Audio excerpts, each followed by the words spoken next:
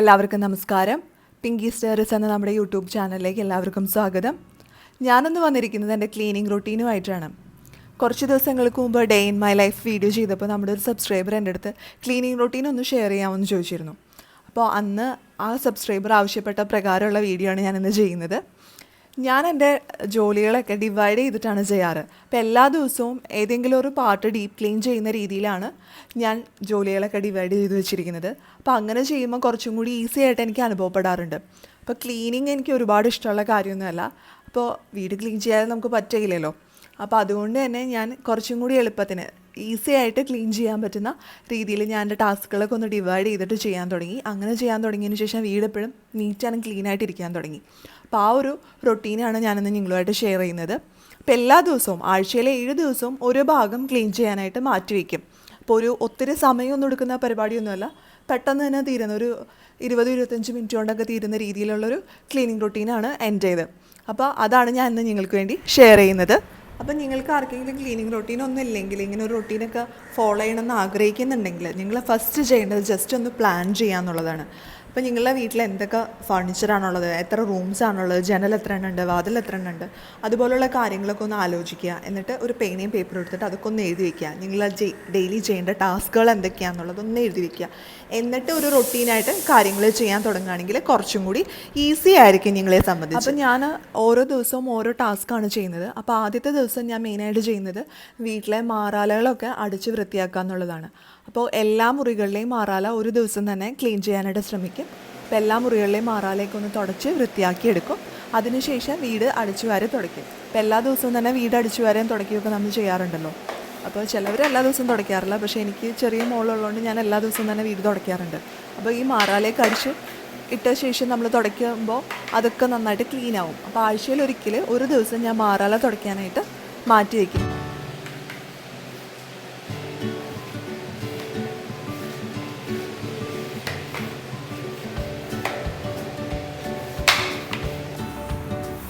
ഞാൻ ഈ മാറാല തുടയ്ക്കാനായിട്ട് മാറ്റി വയ്ക്കുന്നത് തിങ്കളാഴ്ചകളാണ്. തിങ്കളാഴ്ചകൾ പൊതുവേ കുറച്ച് മടിയുള്ള ദിവസമാണ് എന്നെ സംബന്ധിച്ച്. അപ്പോൾ അതുകൊണ്ട് തന്നെ തിങ്കളാഴ്ച എളുപ്പത്തിൽ ചേരുന്ന ഒരു ജോലിയാണ് ഈ മാറാല തുടയ്ക്കൽ. അപ്പോൾ അന്നത്തെ ദിവസം ആ ജോലിയാണ് ചെയ്യുന്നത്. ഇനി അടുത്ത ദിവസം, അതായത് ചൊവ്വാഴ്ച ദിവസം ഞാൻ ചെയ്യുന്നത് മെയിനായിട്ട് വീട്ടിലെ ജനലുകളും വാതിലുകളും ഒക്കെ ഒന്ന് തുടച്ച് വൃത്തിയാക്കുക എന്നുള്ളതാണ്. അപ്പോൾ വീട്ടിലെ മെയിനായിട്ട് 6 ജനലുകളാണുള്ളത്. അപ്പോൾ 6 ജനലുകളും ആദ്യം ഒരു ബ്രഷ് വെച്ചിട്ട് അതിലെ പൊടികളൊക്കെ ഒന്ന് തട്ടിക്കളയും. സാധാരണ നമ്മൾ പെയിൻറ്റൊക്കെ ചെയ്യാൻ ഉപയോഗിക്കുന്ന ബ്രഷ് ഉണ്ടല്ലോ, അപ്പോൾ പഴയൊരു ബ്രഷ് ഞാൻ എടുത്ത് വെച്ചിട്ടുണ്ട് ഈ ആവശ്യത്തിന് വേണ്ടിയിട്ട്. അങ്ങനെ ആദ്യം ആ പൊടികളൊക്കെ ഒന്ന് തട്ടിക്കളയും.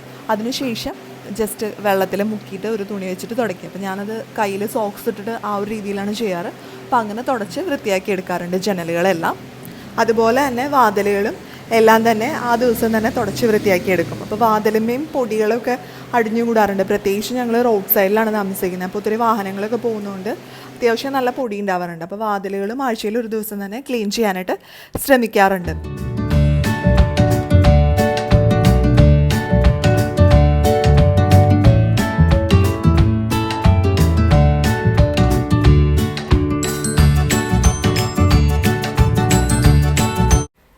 അപ്പോൾ വാതിൽ ക്ലീൻ ചെയ്യാനും ഞാൻ നേരത്തെ പറഞ്ഞ ആ ബ്രഷ് വെച്ചിന് ആ പൊടികളൊക്കെ ഒന്ന് തട്ടി കൊടുത്തിട്ട് വാതിൽ ക്ലീൻ ചെയ്യാനായിട്ട്, മരമൊക്കെ ക്ലീൻ ചെയ്യാനായിട്ട് ഒരു ക്ലീനിങ് ലോഷൻ ഉണ്ടാക്കി വെച്ചിട്ടുണ്ട് ഞാൻ. അത് വെച്ചിട്ട് ഒന്ന് ക്ലീൻ ചെയ്തെടുക്കാറാണ് പതിവ്.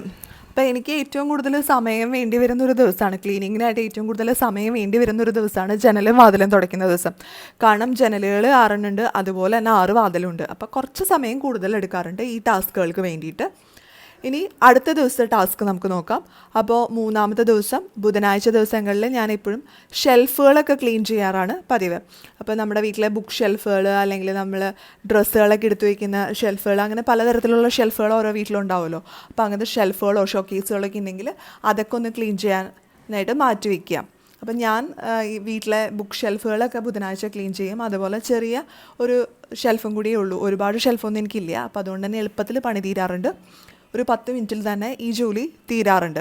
അപ്പോൾ വളരെ എളുപ്പത്തിൽ ചെയ്തു തീർക്കാൻ പറ്റുന്ന ഒരു ജോലിയാണ് എനിക്ക് ഈ ബുക്ക് ഷെൽഫും അതുപോലെയുള്ള കബോർഡും ക്ലീൻ ചെയ്യുക എന്നുള്ളത്. ഇനി നമുക്ക് അടുത്ത ദിവസത്തെ ടാസ്ക് നോക്കാം. 4-ാമത്തെ ദിവസം ഞാൻ മെയിനായിട്ട് നമ്മുടെ വീട്ടിലെ ഇലക്ട്രോണിക് അപ്ലയൻസസ്, ഇലക്ട്രോണിക് ഉപകരണങ്ങളൊക്കെ ക്ലീൻ ചെയ്യാനാണ് വിനിയോഗിക്കാറുള്ളത്. അപ്പോൾ ടി വി, ഫ്രിഡ്ജ് അതുപോലുള്ള കാര്യങ്ങളൊക്കെ ഒന്ന് ക്ലീൻ ചെയ്തെടുക്കാറുണ്ട്. അപ്പോൾ ഫ്രിഡ്ജ് ഡീപ്പ് ക്ലീൻ ഒന്നും ചെയ്യാറില്ല. ഫ്രിഡ്ജിൻ്റെ പുറം ഭാഗമൊക്കെ ഒന്ന് തുടച്ചെടുക്കും. ഉള്ളൊന്നും എല്ലാ ആഴ്ചയിലൊന്നും ചെയ്യാറില്ല. 2-3 ആഴ്ചയൊക്കെ കൂടുമ്പോഴാണ് ഉള്ളൊക്കെ ക്ലീൻ ചെയ്തെടുക്കാറ്. കാരണം ഫ്രിഡ്ജിൻ്റെ ഉൾവശമൊക്കെ ക്ലീൻ ചെയ്തെടുക്കാനായിട്ട് കുറച്ചധികം സമയം വേണ്ടി വരാറുണ്ട്. അപ്പോൾ അതുകൊണ്ട് എല്ലാ ആഴ്ചയും ചെയ്യാറില്ല. അത് 2 ആഴ്ച അല്ലെങ്കിൽ 3 ആഴ്ച കൂടുമ്പോഴാണ് എപ്പോഴും ചെയ്യാറുള്ളത്. അപ്പോൾ പ്രധാനമായിട്ടും ഞാൻ ടി വിയും ഫ്രിഡ്ജും മാത്രമേ ക്ലീൻ ചെയ്യാറുള്ളൂ. പിന്നെ അധികം ഇലക്ട്രോണിക് ഉപകരണങ്ങളൊന്നും വീട്ടിലില്ല. അപ്പോൾ അതുകൊണ്ട് തന്നെ ഒരുപാട് ജോലിയൊന്നും ഉണ്ടാവാറില്ല. ഈ ഒരു ജോലിയേ ഉണ്ടാവാറുള്ളൂ. പിന്നെ വാഷിംഗ് മെഷീനൊക്കെ മാസത്തിലൊരിക്കൽ ഡീപ്പ് ക്ലീൻ ചെയ്തെടുക്കാറുണ്ട്. അപ്പോൾ ഇതാണ് മെയിനായിട്ട് ഞാൻ ചെയ്യുന്ന ടാസ്ക്. ഇനി അടുത്ത ദിവസം, അതായത് വെള്ളിയാഴ്ച ദിവസങ്ങളിൽ ഡേ 5 ഞാൻ ചെയ്യുന്നത് കട്ടിലുകളൊക്കെ ഒന്ന് വൃത്തിയാക്കി എടുക്കുക എന്നുള്ളതാണ്. അപ്പോൾ എൻ്റെ വീട്ടിലെ കട്ടിലിൽ ഇതുപോലെ അഴികളുണ്ട്. അപ്പോൾ ഈ അഴികളിൽ എപ്പോഴും പൊടി ഉണ്ടാവാറുണ്ട്. ഞാൻ നേരത്തെ പറഞ്ഞല്ലോ, റോഡ് സൈഡിലാണ് വീട്. അപ്പോൾ അതുകൊണ്ട് വാഹനങ്ങളിലെ പൊടിയൊക്കെ ജെല്ല് തുറന്നിടുമ്പോൾ അകത്തേക്ക് കയറാറുണ്ട്.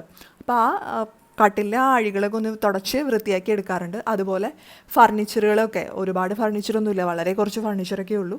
അപ്പോൾ അതും അന്നത്തെ ദിവസത്തിൽ ഒന്ന് ക്ലീൻ ചെയ്തെടുക്കാറുണ്ട്. അപ്പോൾ അതിനും കൂടി ഒരു 20 മിനിറ്റൊക്കെ വേണ്ടി വരാറുണ്ട്. ഒരുപാട് സമയമൊന്നും ആവശ്യമില്ല, പെട്ടെന്ന് തന്നെ തീർക്കാവുന്ന ഒരു പണിയാണ്.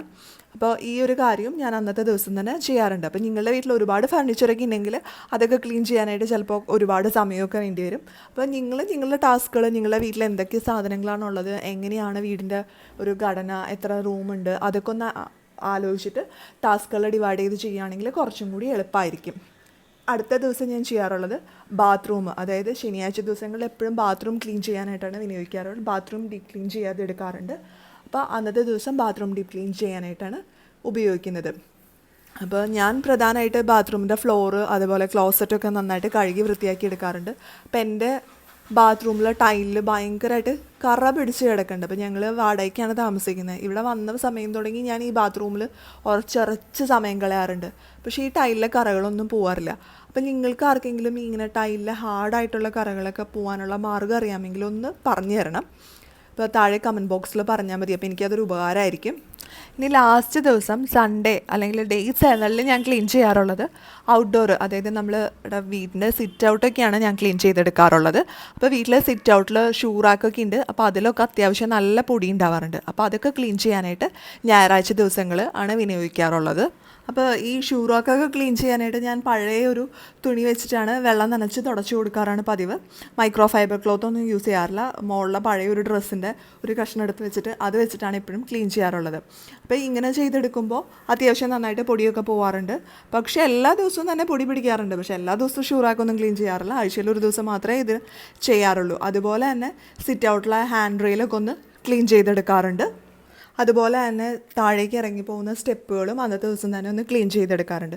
അപ്പം ഞായറാഴ്ച ഫുള്ള് പുറത്തെ ക്ലീനിങ്ങിന് വേണ്ടിയാണ് മാറ്റി വെച്ചിരിക്കുന്നത്. അകത്തധികം ജോലികളൊന്നും ചെയ്യാറില്ല.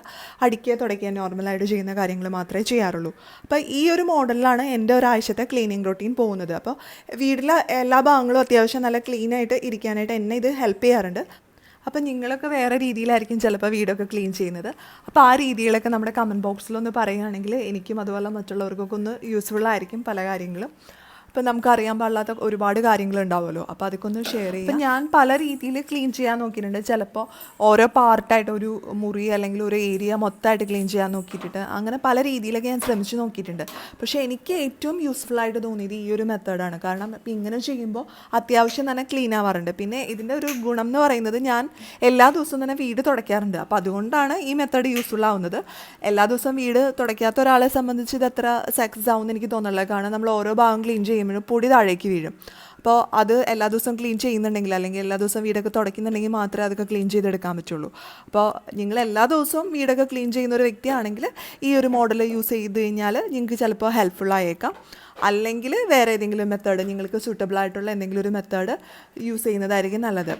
അപ്പോൾ ഈ ഒരു മെത്തേഡാണ് എൻ്റെ ഒരു ആഴ്ചയിൽ മുന്നോട്ട് പോകുന്നത്. അപ്പോൾ നമ്മുടെ വീടിൻ്റെ എല്ലാ ഭാഗങ്ങളും തന്നെ അത്യാവശ്യം നല്ല നീറ്റായിട്ടും വൃത്തിയായിട്ടും ഇരിക്കാനായിട്ട് ഇത് ഹെൽപ്പ് ചെയ്യാറുണ്ട്. അപ്പോൾ പ്രത്യേകിച്ച് കുഞ്ഞുങ്ങളൊക്കെ ഉള്ള വീടുകളാണെങ്കിൽ എല്ലാ ദിവസവും തന്നെ നമുക്ക് വീടൊക്കെ തുടയ്ക്കേണ്ടി വരാറുണ്ട്. അപ്പോൾ ഇങ്ങനെ മാറാലയും കാര്യങ്ങളൊക്കെ ഉണ്ടെങ്കിൽ അതൊക്കെ കളയേണ്ടി വരുമല്ലോ. അപ്പോൾ നമ്മൾ ഇങ്ങനെ ചെയ്യുമ്പോൾ കുറച്ചും കൂടി സിസ്റ്റമാറ്റിക്കായിട്ട് ചെയ്യാൻ പറ്റുന്നതായിട്ട് എനിക്ക് അനുഭവപ്പെടുന്നുണ്ട്. അപ്പം നിങ്ങൾക്ക് എല്ലാവർക്കും ഇന്നത്തെ ഈ വീഡിയോ ഇഷ്ടപ്പെട്ടെന്ന് പ്രതീക്ഷിക്കുന്നു. ഇഷ്ടപ്പെട്ടാൽ ലൈക്ക് ചെയ്യാനും ഷെയർ ചെയ്യാനും മറക്കരുത്. അതുപോലെ നിങ്ങൾ ഈ ചാനൽ ആദ്യമായിട്ടാണ് കാണുന്നതെങ്കിൽ നമ്മുടെ വീഡിയോൻ്റെ താഴെ റെഡ് കളറിലൊരു സബ്സ്ക്രൈബ് ബട്ടൺ ഉണ്ട്, അതൊന്ന് പ്രസ് ചെയ്യണം. അത് പ്രസ് ചെയ്യുമ്പോൾ അതിൻ്റെ കൂടെ ഒരു ബെല്ലൈക്കണും വരും, അതും കൂടി പ്രസ് ചെയ്യുകയാണെങ്കിൽ ഞാൻ പുതിയ വീഡിയോസൊക്കെ ഇടുമ്പോൾ നിങ്ങൾക്ക് നോട്ടിഫിക്കേഷൻ കിട്ടുന്നതാണ്. ഇനി അടുത്ത വീഡിയോയിൽ പുതിയൊരു ടോപ്പിക്കുമായിട്ട് നമുക്ക് വീണ്ടും കാണാം.